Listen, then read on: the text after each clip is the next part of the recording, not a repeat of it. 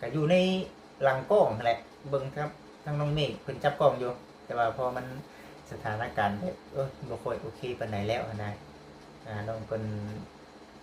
ขึ้นเสียงเนาะใส่กับไอเตียงก็ยันเพิ่นลงไม้ลงมือเนาะเขาก็บ่ฮู้หรอกว่าจิตใจน้องเพิ่นตัวนั้นอ่ะสิเอาแท้ๆว่าซั่นนะอันนี้ก็เฮาก็บ่จักว่าจิตใจเพิ่นสิใส่ไอเตียงเลยบ่นี่ก็บ่จิตบ่จักแต่ว่าสถานการณ์ตอนนั้นมันบ่งถึงว่าคือสิดวลกันนั่นแหละว่าซั่นนะ แต่ว่าอันนี้ก็เผาเนาะบ่จิตเองก็เผาไปห้ามน้องเพิ่นเนาะยันเพิ่นลงไม้ลงมือเนาะผิดแท้ๆเด้คันว่าลงไม้ลงมือพี่ต้องเอ้ยบ่ได้เด้บอกตอนยังให้มันเป็นนั่นนั่นเลยพี่น้องเอ้ยเนาะแต่ว่าถ้าหากว่าลงมือณตอนนั้นเนาะลงมือณตอนนั้นบ่คิดเชื่อว่าบ่จบแท้ๆเนาะบ่จบในมื้อนี้แท้ๆไอเตียงแล้วก็คือกระบาดอยู่เนาะคือกระบาดน้องตุ๊กอยู่ไอเตียงกันแต่ว่ามันเป็นเหตุการณ์ไม่นี้เราก็บอกขัดใจปานใดเนาะเขาก็บอกติเพิ่นนั่นแหละที่เราเลยเนาะติเพิ่นมันมีพฤติกรรมแบบนั้นเนาะก็ลองพิจารณาเบิ่งเนาะหาแมนยูเด้อน้องๆเด้อเนาะหาแมนยูความอยากให้เนาะแมนยูตอนอยากให้นี่มันสัตว์พานี่บ่เจ็บได้เนาะตอนอยากให้นี่สัตว์พานบ่เจ็บแต่ว่าพอจิตใจเฮามันลงนี่เนาะจิตใจเฮามันลงนี่มันสิขึ้นน้ำหนังเลยว่าสิ่งที่เฮาเฮ็ดไปเนาะมันบ่มีผลดีตอบกลับมาเนาะเจ็บเฮาอีกเนาะตัวนี้นะพี่น้องเจ็บเฮาอีกเนาะบ่ได้คอยน้องใส่สัตว์มือเป็นต่อมเลยอยากให้ในใจบ่จิกก็เข้าใจอยู่เนาะแต่ว่าถ้าหากว่าใจเย็นลงสักหน่อยนะบ่คิดว่ามันบ่เกิดเรื่องแบบนี้แล้วก็ให้พิจารณาเบิ่งว่าเนาะเฮาเฮ็ดไปมื้อนี้แม่นอยู่ในความคิดของเฮามันต้องเป็นแบบนั้นแต่ว่าเฮาลองเอาเหตุผลเนาะ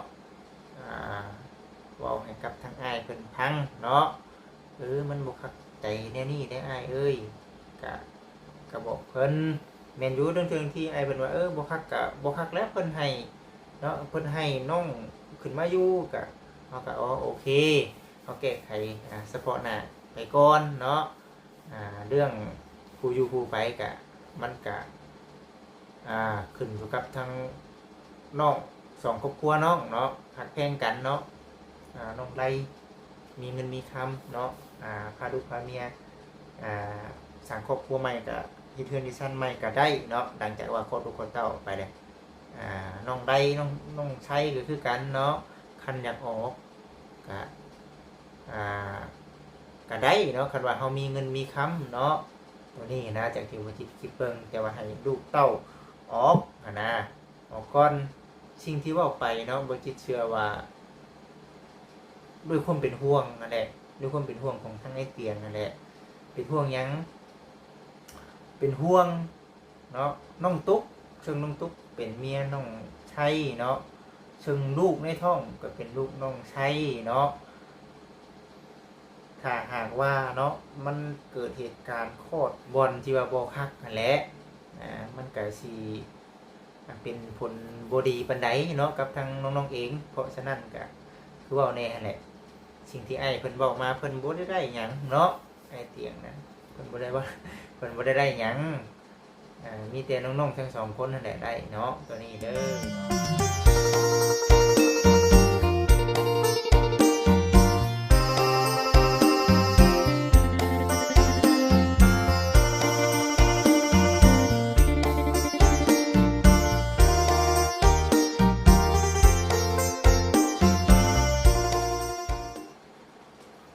โดยพี่น้องเอ้ยเนาะกับทักทายสบายดีพ่อแม่พี่น้อง FC ทุกท่านเนาะทางฝั่งลาวฝั่งไทยต่างประเทศพี่น้องเด้อเนาะพ่อช่วงเวลา9 โมงหลังจากว่าอาบน้ำอาบในกินข้าวกินน้ำเนาะคือว่าตอนนี้ก็หอดบอลแล้วพี่น้องเอ้ยเนาะทางประเทศเองก็ได้ มื้อนี้เนาะก็สิมาเว้าเรื่องผมทั้งน้องตุ๊กน้องไล่น้องไส้แล้วก็ครอบครัวเพิ่นพี่น้องเอ้ยมื้อนี้นะบ่จิตเองเป็นผู้ที่ว่าเนาะอยู่ในเหตุการณ์อ่ามื้อนี้เนาะพร้อมกับทางไอเตียงพี่น้องเด้อก็คือว่าเป็นเรื่องราวเนาะที่ว่าบ่อยากให้มันเกิดขึ้นพี่น้องเอ้ยแต่ว่ามันก็เกิดขึ้นแล้วอันนี้ก็ถือว่าก็เสียใจเรื่องพี่น้องเนาะเสียใจนำอยู่เสียใจนำทางไอเตียงพร้อมเนาะเราก็อยู่ FC ฮู้กันแหละตั้งจิตตั้งใจอยากไปช่วยเนาะแต่ว่าพอสถานการณ์แบบนั้นก็เสียความรู้สึกของคือทั้งไอ้ละว่าแหละพี่น้องเอ้ยเนาะคือมื้อนี้น่ะทั้งบ่จิตเองไปหาน้องตุ๊กเบิดมื้อเด้อพี่น้องเด้อมื้อนี้เด้อช่วงตอนเช้าเนาะไปกับทางมีนาทางมีนาก็เอาเครื่องผมไปให้ถ่ายคลิปเนาะถ่ายคลิปประมาณ 2-3 คลิปนี่แหละบ่จิตเองก็เลยออกไปหากินข้าวกินน้ำเนาะก็ยังมีอยู่เด้อพี่น้องไอ้คลิปตอนที่ว่าเขาเจ้าซอยกันเฮ็ดวิธีงานเดี๋ยวทางบ่จิตเองสิเอาลงตามหลังพี่น้องเอ้ยเนาะเดี๋ยวสิว่าเอ้าบ่จิตเอ้ยไปหาน้องเพิ่นอีกแล้วบ่ว่าซั่นนะบ่ย่านบ่ หลายคนสิคิดในนั้นเนาะแต่ก็บ่สำหรับบ่จิตเองก็คือว่าแน่แหละพี่น้องเอ้ยเนาะเฮาบ่ได้เฮ็ดหยังเด้ก็บ่ย่านดอกเนาะน้องๆเพิ่นก็สิบ่คิดเสพบ่จิตปานนั้นล่ะว่าเนาะ พอดีออกไปกินข้าวเนาะกินข้าวตอนเที่ยงนี่แหละซื้อมีเนาะซื้อมีซื้อเพอเด้อพี่น้องเด้อเนาะเอามาให้ทั้งน้องไส้น้องตุ๊กน้องไล่น้องมวยเนาะมื้อนี้นะซื้อมาเลยพี่น้องเอ้ยแล้วก็พอเข้ามาเนาะพอเข้ามาเห็นไอ้เตียงเนาะเรานั่งหรือว่ายืนสภาพเนาะอยู่ที่น้องไล่เพิ่นเฮ็ดหัวหั่นแหละก็เบิ่งพี่น้องเนาะเบิ่งว่าทั้งอ้ายเพิ่นคุยกันแนวใดเนาะตัวนี้น่ะเด้อพี่น้องเด้อก็บ่ได้ลงจากรถได้บ่จิตได้เนาะบ่จิตไปลงจากรถนั่งเบิ่งอยู่ได้คือพากันเที่ยวเนาะพวกอยู่ทั้งอ้ายเพิ่นก็ได้หั่นนะทางน้องไล่ก็เว้าเสียงดังปังเนาะตามที่ทางคลิปของไอ้เตียงเลยนั่นแหละก็นั่งเบิ่งอยู่เว้ากันไปกันมาก็เลยให้ทางน้องไล่เนาะน้องไส้ออกมาว่ากันเนาะให้คบหน้าคบตากันแต่ว่ามันน้องไล่ก็ใจฮ้อนน้ำแน่เอาไปเว้าโลดเนาะทางนั้นเนาะกับน้องไส้เพราะมันมีเรื่องมีราวช่วงตอนที่น้องไส้เนาะน้องไส้เป็นขึ้นเสียงเดี๋ยวพี่น้องเนาะสิว่าจะได้ล่ะตามที่ทั้งคลิปเลยพี่น้องเนาะบ่จิตกระเพราเนาะเผาพยายามบอกน้องให้ใจเย็นๆเด้อพี่น้องเนาะออกมาเว้าในคลิปนี้เด้อเนาะก่อนอื่นก่อนสิเว้าในคลิปกะก่อนอื่นกะทางบ่จิตเองก็บ่ได้มีอคติจักทางนั้นเนาะแล้วก็ทั้งไหลพี่น้องเอ้ยเนาะก็ฮักเพลงเบิดทั้งสองกับสองฝ่ายเนี่ยทั้งบ่เตียงบ่จิตเองก็เชื่อพังได้พี่น้องเอ้ยเนาะ รอทุกสิ่งทุกอย่างก็รอเนาะรอฟังคำตอบจากทางไอ้เตียงเพิ่นแหละผู้ที่ว่าเพิ่นเคยได้เว้าได้ว่ากับทางผู้ใหญ่หรือว่าที่ว่าเพิ่นเริ่มต้นเนาะตัวนี้นะบ่จิตเองก็รอฟังทางไอ้เตียงเพิ่นอยู่แล้วในเรื่องเวียกการงานสำหรับทางครอบครัวของน้องไซน้องตุ๊กนี้พี่น้องเนาะไอ้เตียงไว้ในใดบ่จิตก็ว่าตามนั้นตัวนี้นะส่วนทางน้องไซครอบครัวน้องไล่นี่ก็บ่จิตเองก็คือว่าเนี่ยก็หักกระแพงอยู่เห็นว่าบ่จิตไปแต่ละมื้อเนาะบ่จิตไปแต่ละมื้อบ่จิตบ่ได้เคยเว้าให้ผิดมานใจกันเลยมีแต่ว่าหักแพงกันเด้อว่าจังได๋หักแพงกันสุดเท่านั้นแหละเบิดเท่านี้แหละบ่จิตเว้าเนาะพี่น้องเนาะก็พอไอ้เตียงเข้ามาแล้วก็เว้าในสิ่งที่ว่าผู้หลักผู้ใหญ่เพิ่นบอกเนาะอันนี้บ่จิตก็เข้าใจทางไอ้เตียงพี่น้องเอ้ยเนาะแล้วก็พยายามเว้าเนาะทางไอ้เตียงนะพยายามว่าให้น้องๆเพิ่นเข้าใจพี่น้องเนาะตัวนี้นะ บ่จิตเองก็เข้าใจอยู่ตั้งไอ้เตียงเราสิอ่าชื่อถึงนั่นแหละเพราะว่าแต่ต้นนี่เด้บ่จิตก็นั่งเบิ่งแต่ข่าวยังบ่ได้มีปากเสียงกันพุ่นล่ะพอปากเสียงกันแล้วบ่จิตเป็นงานลงไปเนาะก็อยู่ในหลังกล้องนั่นแหละเบิ่งครับทางน้องเมฆเพิ่นจับกล้องอยู่แต่ว่าพอมันสถานการณ์แบบบ่ค่อยโอเคปานใดแล้วนะน้องเพิ่นขึ้นเสียงเนาะใส่กับไอเตียงกะยันเพิ่นลงไม้ลงมือเนาะเขาก็บ่ฮู้หรอกว่าจิตใจน้องเพิ่นตัวนั้นสิเอาแท้ๆว่าซั่นนะอันนี้ก็เฮาก็บ่จักว่าจิตใจเพิ่นสิใส่ไอเตียงเลยบ่นี่ก็บ่จิตบ่จักแต่ว่าสถานการณ์ตอนนั้นมันบ่งถึงว่าคือสิดวลกันนั่นแหละว่าซั่นนะ แต่ว่าอันนี้ก็เผาเนาะบ่จิตเองก็เผาไปห้ามน้องเพิ่นเนาะยันเพิ่นลงไม้ลงมือเนาะผิดแท้ๆเด้คันว่าลงไม้ลงมือพี่ต้องเอ้ยบ่ได้เด้บอกตอนอยากให้มันเป็นนั่นๆเลยพี่น้องเอ้ยเนาะแต่ว่าถ้าหากว่าลงมือณตอนนั้นเนาะลงมือณตอนนั้นบ่คิดเชื่อว่าบ่จบแท้ๆเนาะบ่จบในมื้อนี้แท้ๆนั่นนะมันต้องถึงนั่นถึงนี่ก็แหละไปเนาะก็เลยเผาเนาะเผาไปหามน้องไซเพิ่นก็เลยระบายอารมณ์ใส่ผนังเลยเนาะตามที่เห็นในคลิปพี่น้องก็เรื่องเล่าเนาะ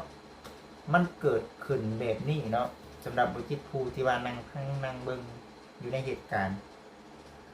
ถ้าหากว่าเนาะน้องๆเนาะอันนี้บ่จิตกับเว้าด้วยความเป็นจริงเด้อถ้าหากว่าน้องๆเนาะใจเย็นแน่จักหน่อยเนาะใจเย็นแน่จักหน่อยพังคำเว้าของไอ้เตียงเพิ่นให้จบแล้วก็คิดเบิ่งคักๆว่าไอ้เตียงเราสื่อถึงแนวใดเนาะว่าในนั้นในนี้ว่าคือในเรื่องไอ้เตียงนี่เราบอกเนาะเราบอกว่าณตอนนี้เนาะมันมีปัญหาในเรื่องว่าน้องตุ๊กเนาะน้องหมวยเนาะถ้าหากว่าผู้นึงอยู่แล้วผู้นึงไปนี่มันกับบ่คักบ่แน่สั่นกะให้กับน้องใดกับน้องหมวยขึ้นไปอยู่ทางเพื่อนไม่เท่าเนาะตัวนี้ก็ได้ให้น้องตุ๊กกับน้องใช้อยู่เพื่อนดังนี้เนาะแต่ว่าทั้งน้องใช่ก็เป็นคนอยากออกไปเองเนาะกับบ่แม่นว่าเขาเจ้าคิดกันดอกพี่น้องเนาะทั้งน้องใช่นี่ยันแมนอยู่เฮ็ดเฮือนให้เมียเจ้าของก็ยาเนาะแต่ว่าบ่เอานะพี่น้องเอ้ยมอบให้เนาะมอบให้น้องได้ซะเนาะในความคิดบ่จิตคิดนะยันน้องใช่นี่สิเสียสละซะเสียสละให้ผู้เป็นอ้ายเนาะที่ผ่านมาก็คือที่ว่าเนี่ยเพิ่นก็เฮ็ดให้ว่าซั่นนะเคยอยู่มาก่อนน้องไล่กับน้องแต่เนาะทั้งน้องเพิ่นก็คิดว่าสละให้ผู้เป็นอ้ายกับผู้เป็นป้าเนาะน้องตุ๊กก็ครอบครัวบ่อยากคิดกันนั่นแหละก็เลยยับออกไปข้างนอกด้วยความสมัครใจของทางน้องเพิ่นเองโดยที่ว่าย่านมันเกิดเหตุการณ์ภายภาคหน้าย่านมันผิดแข่งกันว่าซั่นได้หามีเนาะเป็นของตัวเองอยากมีเป็นของตัวเองว่าซั่นนะนั่นแหละเป็นอะไรเนาะสิ่งที่น้องเพิ่นคิดนะแต่ว่าเนาะไอ้เตียงเนาะณตอนนั้นเนาะเราพยายามเนาะบอกให้กับทั้งน้องตุ๊กนี่เนาะกับน้องชัยนี่ขึ้นมานอนซะเนาะเพราะว่ามันจึงถูกต้องเนาะถูกต้องตามผู้หลักผู้ใหญ่เพิ่นวางออกเนาะพี่น้องเอ้ยในความเป็นจริง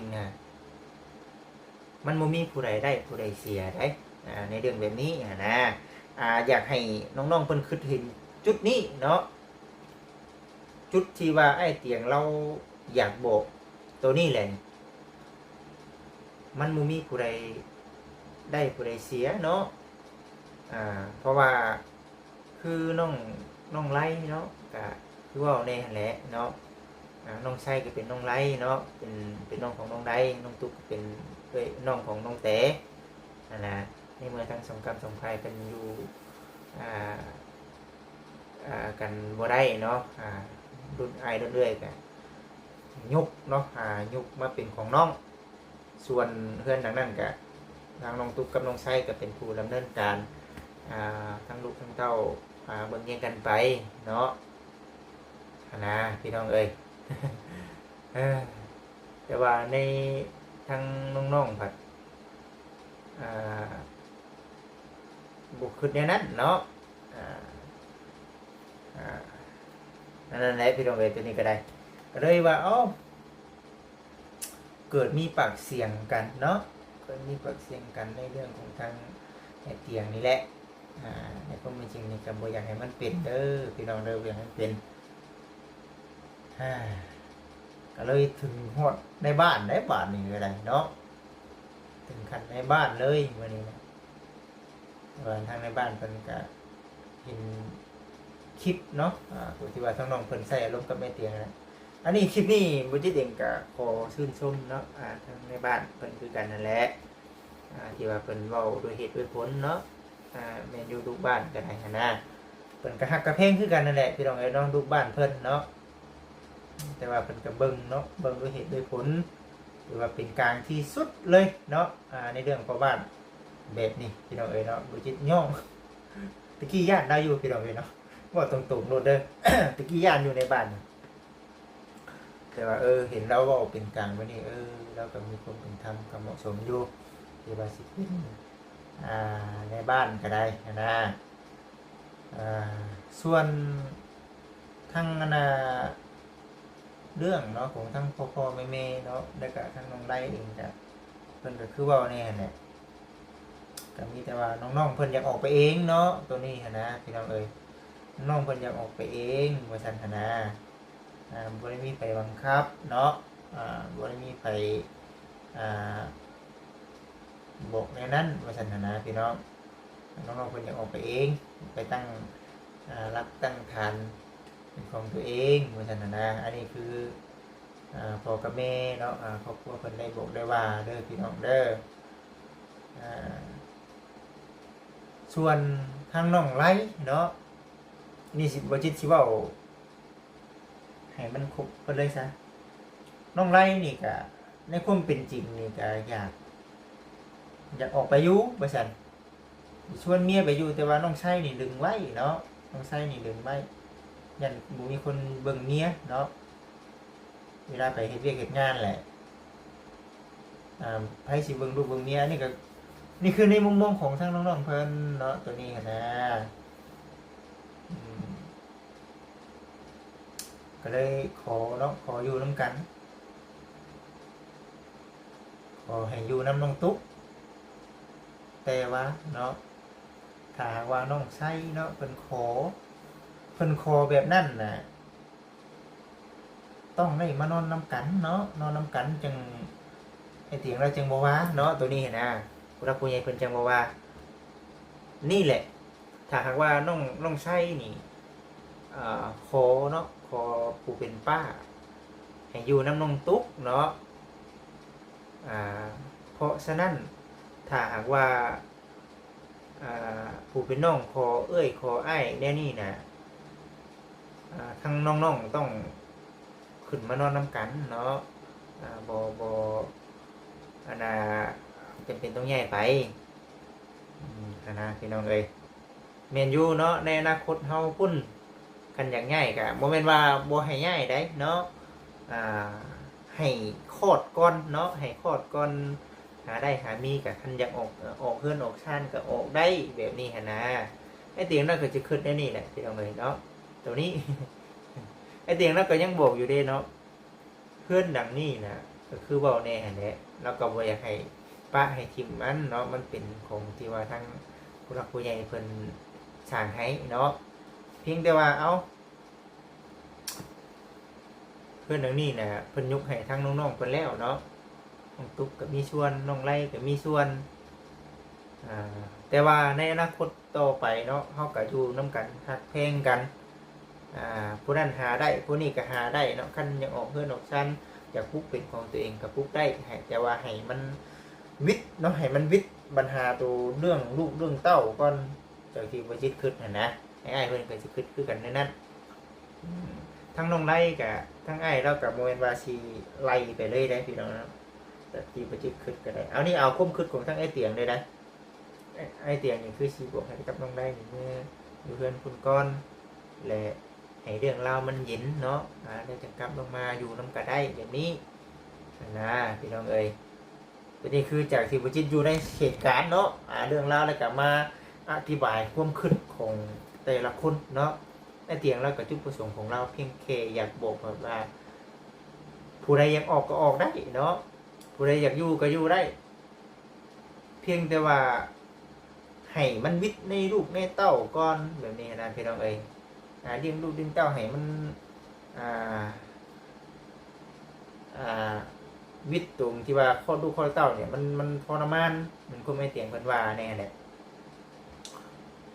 ลูกเต้าเล่นดินเนาะพ่อแม่หาได้เนาะจึงไปสร้างเป็นของตัวเองเนาะอยากให้ทั้งน้องๆเพิ่นเข้าใจตรงที่ว่านี่แหละสาเหตุที่ทั้งอ้ายเพิ่นอยากให้ขึ้นมานอนนำกันเนาะให้วิทย์ก่อนให้วิทย์ตรงที่ว่าคลอดลูกคลอดเต้าก่อนน้องเอ๋ยเนาะชวนหาได้หามีนะก็สุดแล้วแต่น้องเพิ่นอยากออกก็ออกน้องเพิ่นบ่อยากออกแล้วก็ย่าแบบนี้นะเพราะว่าขอเพียงแต่ว่าให้ถูกต้องปองดองกันตัวนี้แหละสำคัญแต่ว่าทางน้องเพิ่นก็ใจฮ้อนไปนำแน่พี่น้องเอ้ยเนาะใจฮ้อนไปแน่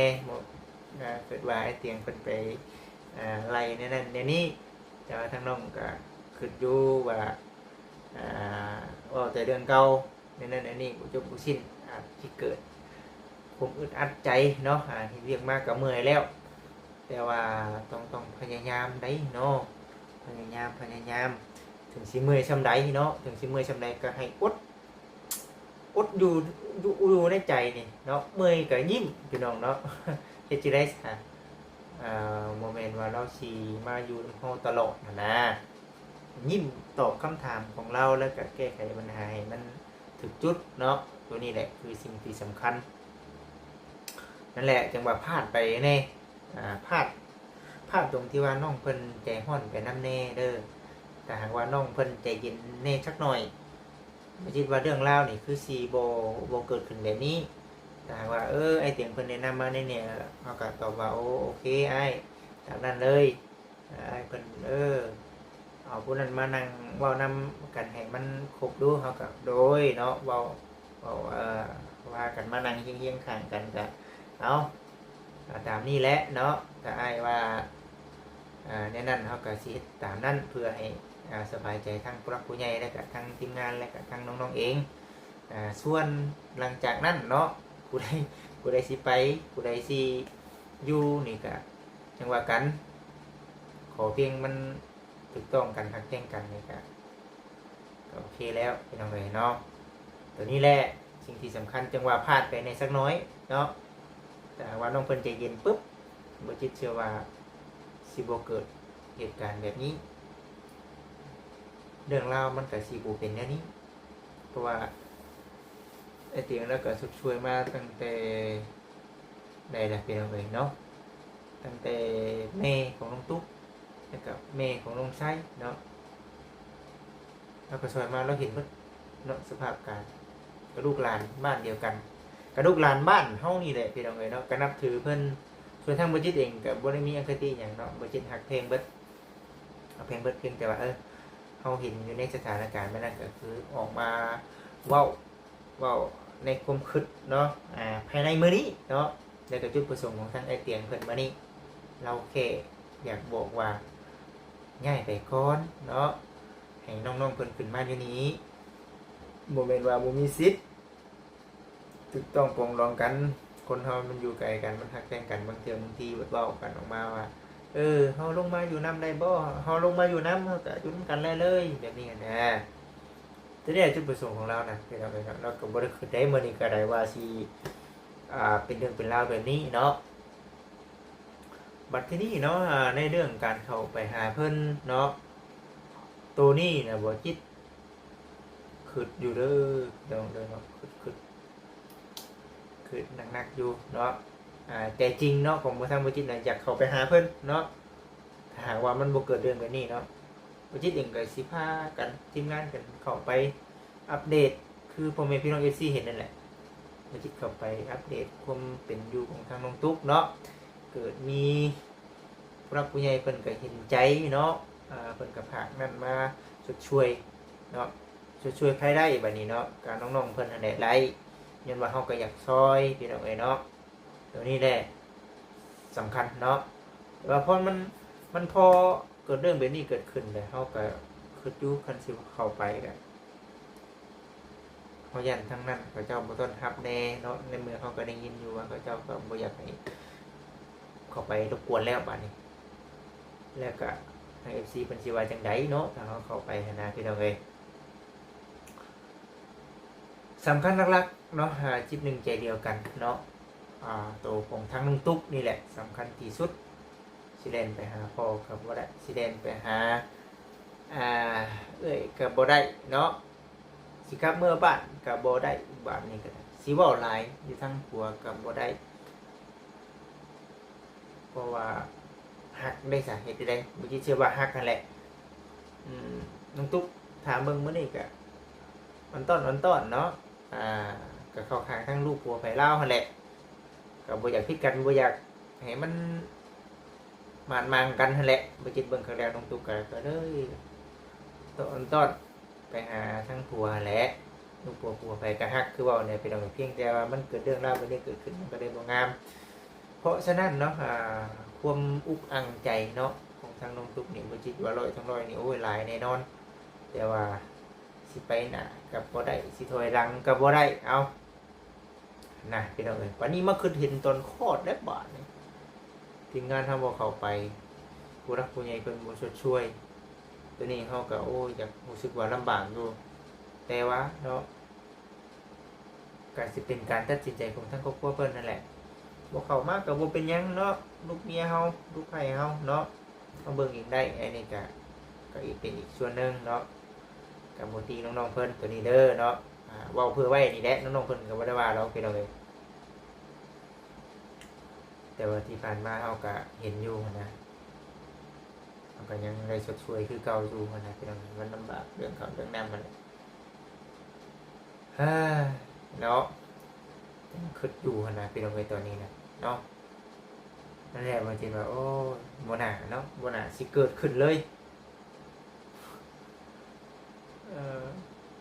น่าจะเกิดขึ้นกับไอ้เตียงเลยเนาะอันนี้คือไอ้เตียงในพี่น้องเอ้ยเนาะที่ว่าเป็นพาเต้นพาแลนเนาะถ้าหากว่าในสถานการณ์แบบนี้เกิดขึ้นแล้วบ่จิตบ่ฮู้ว่าสิเป็นแนวใดเนาะตัวนี้หั่นนะสำหรับบ่จิตน่ะยังฮักยังแพงคือเก่าได้เด้อเนาะยังฮักยังแพงยังกับทางน้องๆก็คือเก่าอยู่ได้ก็ทางเบิ่งว่าถ้าผู้รักผู้ใหญ่เพิ่นเห็นคลิปเนาะเพิ่นสิบอกแบบใดเนาะตัวนี้เฮาก็จังว่ากันหั่นนะพี่น้องหรือว่าปล่อยไปตามบุญวาสนาเนาะของทางน้องตุ๊กเลยบ่อันนี้ก็ FC คอมเมนต์กันเข้ามาเนาะพี่น้องเนาะอันนี้น่ะคือสิ่งที่หลายๆคนคิดเข้าไปหาน้องตุ๊ก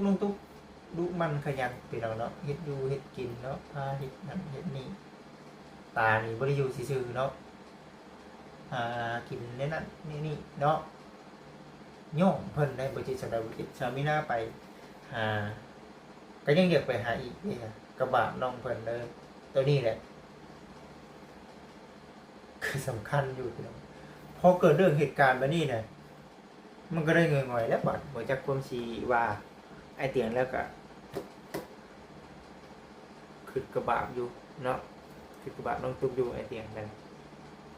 แต่ว่ามันเป็นเหตุการณ์แบบนี้เราก็บ่ขัดใจปานใดเนาะเฮาก็บอกติเพิ่นนั่นแหละพี่น้องเอ้ยเนาะติเพิ่นมันมีพฤติกรรมแบบนั้นเนาะก็ลองพิจารณาเบิ่งเนาะหาแมนยูเด้อน้องๆเด้อเนาะหาแมนยู ความอยากให้เนาะแมนอยู่ตอนอยากให้นี่มันสัตว์พานี่โบเจ็บได้เนาะตอนอยากให้นี่สัตว์พานโบเจ็บแต่ว่าพอจิตใจเฮามันลงนี่เนาะจิตใจเฮามันลงนี่มันจะขึ้นน้ำหนังเลยว่าสิ่งที่เฮาเฮ็ดไปเนาะมันบ่มีผลดีตอบกลับมาเนาะเจ็บเฮาอีกเนาะตัวนี้นะพี่น้องเจ็บเฮาอีกเนาะบริคอยนงใส่สัตว์มือเป็นต่อมอยากให้ในใจบ่จิกก็เข้าใจอยู่หรอกเนาะแต่ว่าถ้าหากว่าใจเย็นลงสักหน่อยนะบ่จิกว่ามันบ่เกิดเรื่องแบบนี้แล้วก็ให้พิจารณาเบิ่งว่าเนาะเฮาเฮ็ดไปมื้อนี้แม่นอยู่ในความคิดของเฮามันต้องเป็นแบบนั้นแต่ว่าเฮาลองเอาเหตุผลเนาะเว้าให้กับทางอ้ายเพิ่นฟังเนาะมันบ่คักใจแน่นี่ได้อ้ายเอ้ยก็บอกเพิ่นแม่นอยู่เรื่องที่อ้ายเพิ่นว่าบ่คักก็บ่คักแล้วเพิ่นให้เนาะเพิ่นให้น้องขึ้นมาอยู่ก็เฮาก็โอเคเฮาแก้ไขเฉพาะหน้าไปก่อนเนาะเรื่องผู้อยู่ผู้ไปก็มันก็ขึ้นอยู่กับทางน้องสองครอบครัวน้องเนาะหักแพงกันเนาะน้องไรมีเงินมีคำเนาะพาลูกพาเมียสั่งครอบครัวใหม่กับที่เพื่อนที่สั้นใหม่ก็ได้เนาะหลังจากว่าครอบครัวเต้าไปเลยน้องได้น้องใช้ก็คือกันเนาะคันอยากออกก็ได้เนาะคันว่าเขามีเงินมีคำเนาะตัวนี้นะจากที่ว่าจิตคิดเบิ่งแต่ว่าให้ลูกเต้าออกนะออกก่อนสิ่งที่ว่าไปเนาะบ่จิตเชื่อว่าด้วยความเป็นห่วงนั่นแหละด้วยความเป็นห่วงของทั้งไอ้เตียงนั่นแหละเป็นห่วงยังเป็นห่วงเนาะน้องตุ๊กซึ่งน้องตุ๊กเป็นเมียน้องชัยเนาะซึ่งลูกในท้องก็เป็นลูกน้องชัยเนาะถ้าหากว่าเนาะมันเกิดเหตุการณ์คลอดที่ว่าจังได๋ล่ะพี่น้องเอ้ยเนาะบอลที่ว่าบ่คักนั่นแหละมันก็สิเป็นผลบ่ดีปานใดเนาะกับทางน้องๆเองเพราะฉะนั้นก็คือเว้าแน่แหละสิ่งที่ไอ้เพิ่นบอกมาเพิ่นบ่ได้หยังเนาะไอ้เตียงนั้นเพิ่นบ่ได้หยังมีแต่น้องๆทั้งสองคนนั่นแหละได้เนาะตัวนี้เด้อเนาะน้องๆทั้งสองกำสองพายเนาะทั้งลุงก็ตามเต้เนาะทั้งน้องตุ๊กก็ตามเต้ทั้งไอ้เตียงก็ถึกต้องปรองรองกันเราดีใจเนาะเท่านั้นก็คือเราบอกเราบ่ได้มีส่วนใดส่วนเสียนะแต่ส่วนใดคือน้องเพิ่นถ้าหากว่าฮักแพงกันก็มันก็บ่อึดอัดใจแน่เนาะเอาเบิดเท่านั้นแหละซั่นสิ่งที่เว้ามากก็อยากบอกว่ามันน้องเพิ่นใจร้อนเกินไปในสักหน่อยเนาะถ้าหากว่าน้องเพิ่นใจเย็นได้ก็คอยเว้าแล้วก็บ่เฮ็ดแบบนี้เนาะมันสิบ่เกิดเหตุการณ์แบบนี้เนาะบ่เกิดเหตุการณ์แบบนี้ว่าบ่สร้างและผมเฮาอยากให้เฮาบ่หวังเนาะบ่หวังให้ผู้ใดมาชดช่วยแต่ว่าให้เบิ่งในความเป็นจริงว่ามันดีแล้วเนาะมีคนมาชดช่วยดีแต่บ่จิตอยู่แบบนี้บ่จิตยังอยากให้ผู้ใหญ่มาช่วยอยู่แต่ก็มันก็ยังอยากให้มีคนมาช่วยอยู่เนาะเหมือนว่าแบบนั้นใครสิบ่อยากให้มีเนาะพี่น้องเนาะแต่ว่าเนาะมันก็เบิ่งตามสภาพการแล้วก็ความพึงพอใจเนาะของทางผู้รักผู้ใหญ่ตัวนี้ก็ได้แล้วก็ทาง FC ไผก็ล้วนแต่อยากให้มีคนมาหักเพลงสุดช่วยสนุกสนอมมาแหละเว้นว่าบ่จิตไผก็ตามแต่เนาะทั้งไอ้เตียงก็ตามแต่คันมีคนไปช่วยเรานี่เราก็ยังดีใจเนาะนะพี่น้องเอ๋ยเนาะ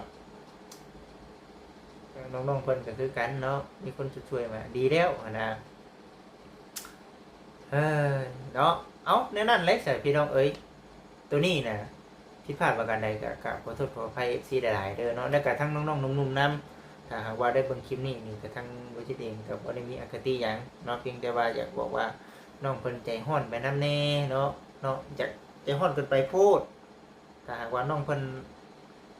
บ่เฮ็ดแบบนั้นแล้วก็คอยเว้ากับอ้ายเพิ่นนี่ก็ มันก็สุดแล้วแต่ทั้งน้องๆเพิ่นนั่นแหละตอนนั้นก็ได้เฮาก็ตอบไปตามทั้งอ้ายเพิ่นตามมารยาทเนาะ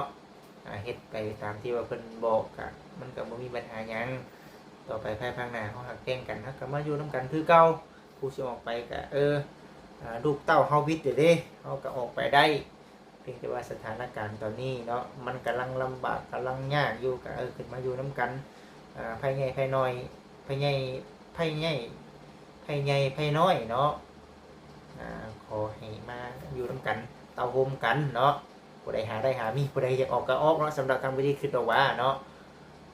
เพราะว่าเฮือนนั้นเพิ่นก็เฮ็ดให้ทั้งน้องๆอยู่แล้วแหละต่างคนต่างมีสิทธิ์เนาะ ไปชันพี่น้องเด้อเนาะอยู่ดีมีแฮงอยู่ดีมีแฮงเนาะมีหยังก็สิเว้าสิว่าเนาะก็สิเบิ่งคลิปของทางน้องๆแล้วก็อ่าว่าสิเป็นได้ใดเนาะพี่น้องเอ้ยเอาสำหรับคลิปนี้เนาะบ่จิเดงเนาะผิดพลาดประการใดก็ขออภัย FC พ่อแม่พี่น้องแล้วก็ทางน้องๆเพิ่นนำให้เตียงพร้อมเนาะอยู่ดีมีแฮงอยู่ดีมีแฮงเนาะสำหรับคลิปนี้ขอกล่าวคำว่าสบายดีเด้อพี่น้องเอ้ย